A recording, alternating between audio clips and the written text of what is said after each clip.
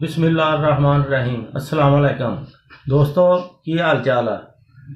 मैं एक चैनल बनाया वा गुलाम साबर ऑफिशियल के नाम तो, जिहदे विच अपनी जिंदगी के हालात भी, अपने कारोबार के हालात भी, दुनिया के हालात भी बहुत कुछ दिखावांगे। तो मेरे चैनल का नाम है गुलाम साबर ऑफिशियल। तो उकाड़ा पुरानी लकड़ मंडी पाकिस्तान के रहने वाले असी। तो तकरीबन लकड़ी का कारोबार करते हैं। आरा वगैरह भी अपना हैगा वा। तो ਉਹਦੇ वास्ते मेरे दोस्तों के कहन ते अपने यारां के कहन दे उत्ते चैनल बनाया वा यूट्यूब का गुलाम साबर ऑफिशियल के नाम तो।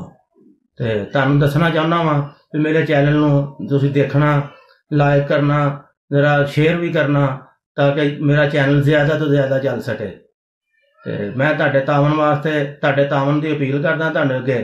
तो तुसीं मैनूं उम्मीद आ भी मेरा चैनल बहुत पसंद करोगे, लाइक करोगे तो सबसक्राइब करोगे।